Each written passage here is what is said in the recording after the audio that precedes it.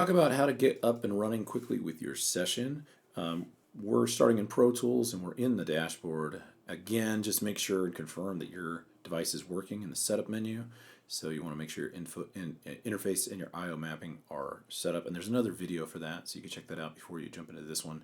All we're going to do here is we're going to choose some of the format of what we're set up for our session, and in the location that we're going to save it. So let's just say that today's session is just going to be called recording one. And then we have to look at a couple things. There are templates, and I encourage you to build your own templates. I'll show you how to do that. There's a lot of templates out there. They're not usually the best for what you are doing exactly in your exact setup. So you still have to move them around. They're not as easy as you would hope they would be for them being templates. So that's why I also encourage you to, once you get it set up, let's build a template. I'll show you how to do that. For the first thing we want to look at is we need to look at the formats. The file format, either WAV or AIFF, is no longer super important. You could pick either one and you're going to be fine. WAV is just way more common now. It used to not be the case for pro audio. But the sample rate is going to be extremely important.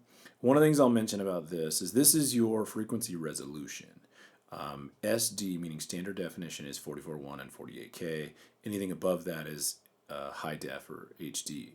And so if you wanted to really, if you were like really recording something you were going to spend a lot of time and energy on, and you had the file space for it, and you had a system that could run it, I'd encourage 88.2 or 96K. For most scenarios, 44.1 is perfectly adequate, and it still sounds great. The bit depth is your dynamic resolution, and you can really go up or down with this. It used to be that 16-bit was for CD only, and since we're not releasing that format, that's no longer super viable. 32-bit float is the goal, as high as you can go with bit depth. It makes the file size a little bigger, but that float allows for dynamic range flexibility. So we're going to stick with that. Additionally, if you want any of your stereo files to be locked as one file instead of two separate files, you can select interleaved. I liked interleaved.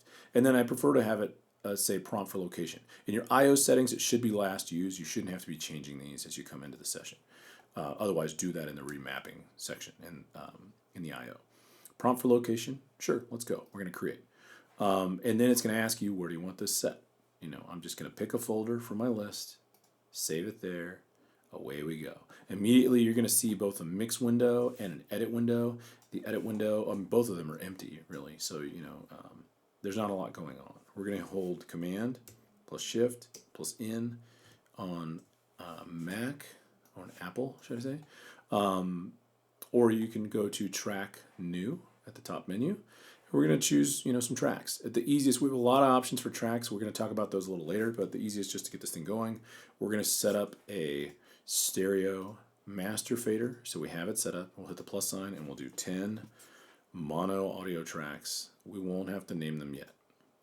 What we're going to do though is if we know what we're going to be recording, we want to name them before we start recording, so we can double click on these nameplates and just jump through this really quickly. So if you're just going to go, all right, I'm going to do a kick, and then you can either hit next or Command down, and a snare, and I know I want those, then great, there we are. In the window here, you can see the I/O setup here. You don't always see that there. That's an optional list that you can pull from this drop down here. So a lot of times it'll come in like this. So I usually prefer to do all of this stuff that we're about to do in the mix window.